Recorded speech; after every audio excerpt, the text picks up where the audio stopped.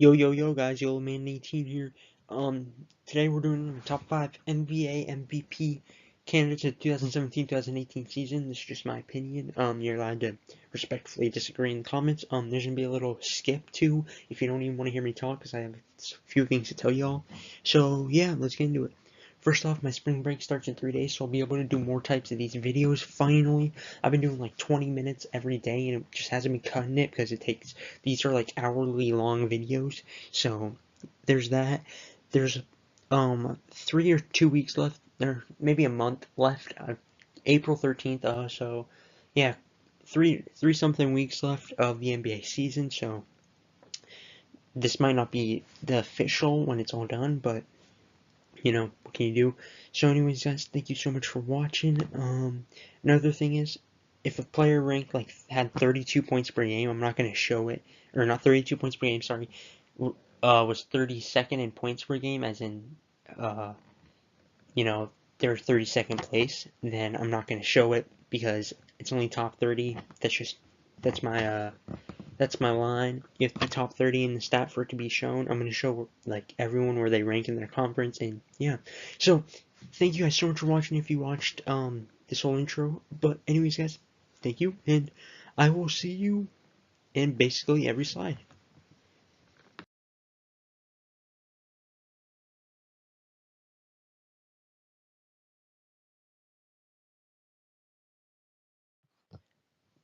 Alright guys, coming in at number 5 for my MVP candidates for 2017-2018 season, I have Kyrie Irving.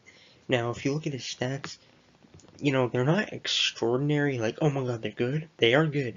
24.4 points a game, 5.1 assists. That ain't that good for a point guard, for an elite point guard, however. But that's a good field goal percentage, and they're second in the Eastern Conference. I had my doubts, if he could lead a team without LeBron, and he definitely can. Now, I do feel it is a good system he's in, but you can't take that from him. He's doing this without Gordon Hayward, his, I guess you could say, sidekick. And yeah, Kyrie Irving comes in at number 5.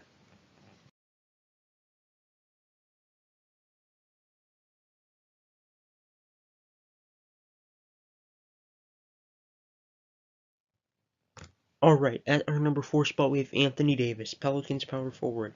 Now his stats are insane. He's doing this on his own ever since the DeMarcus Cousins injury. Just imagine if he never got injured and tore his ACL. They could be fighting for third in the West right now. I mean, second in points per game, sixth in rebounds, great field goal percentage. In the Western Conference, that's like being, third in the Eastern Conference, sixth in the Western Conference. So you got to give him credit. Westbrook won MVP last year, and they were sixth in the Western Conference. Although he ain't putting up a triple double, he it's like Westbrook of last year. He doesn't have that much good of teammates. Drew Holiday's okay. He's all right, but anyways, Anthony Davis comes in at number 4.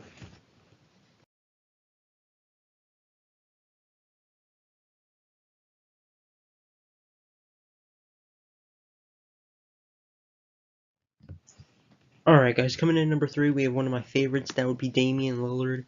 Um, so, I mean, third in the Western Conference. Who thought they would get third? I certainly didn't. I thought they would get 8th, 7th at the best. I'm being honest. I did not think they would get 6 or higher, and they're third in the Western Conference. The fact that it's the Western Conference too, that just makes his case a whole lot better. Tied for 4th for points per game, 6.5 assists per game, 11th, 44.5 field goal percentage. That's good. And third in the Western Conference. I mean, that just Harden was third last year and didn't get it, but he comes in, Damian Lillard, at number 3.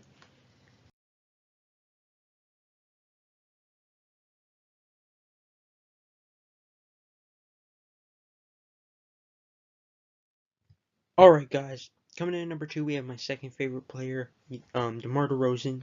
Not because he's my second for MVP. It's just my second favorite player in general. But anyways, 13th in points per games, 29th in assists per games. Those are pretty good stats. 46.3 field goal percentage. Nothing fancy, but that's pretty good. First in the Eastern Conference. There you go.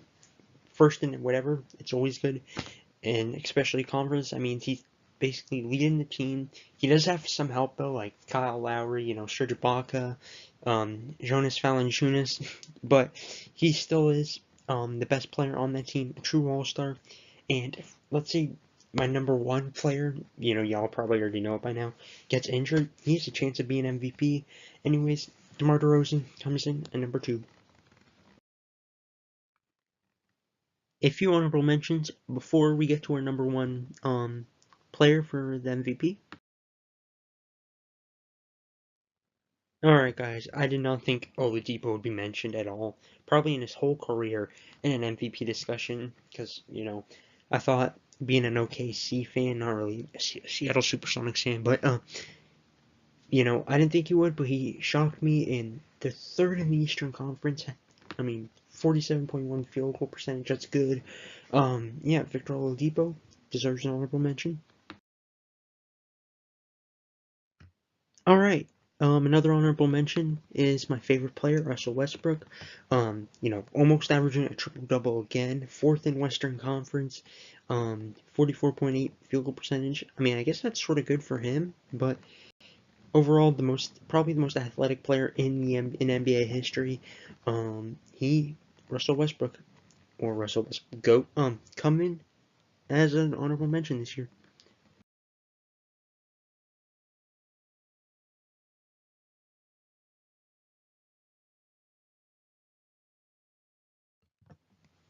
What would an NBA video be like without LeBron James?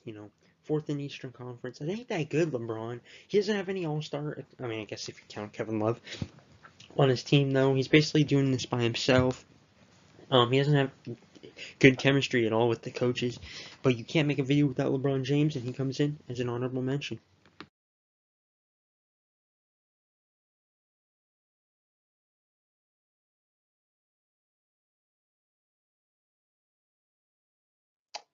Alright guys, you probably guessed it by now. Number 1 is James Harden. 1st in points per game, 1st in the Western Conference. I mean, how is he not MVP in the Western Conference over the Warriors? 3rd in assists per game. People be like, he was snubbed twice. I only think he was snubbed once. I do believe Westbrook deserved it last year, but I think he was snubbed with the Curry thing. I believe he deserved it over Curry that year. That's just my opinion. But Harden, I hope he doesn't get second place 3 years in a row. I think he's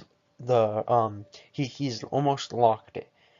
I mean, for him to get MVP, I think from this point on they would just need to stay a top 2 seed, and he needs to play, the games. He can miss a few, but yeah, if he just does what I just said, he will be MVP.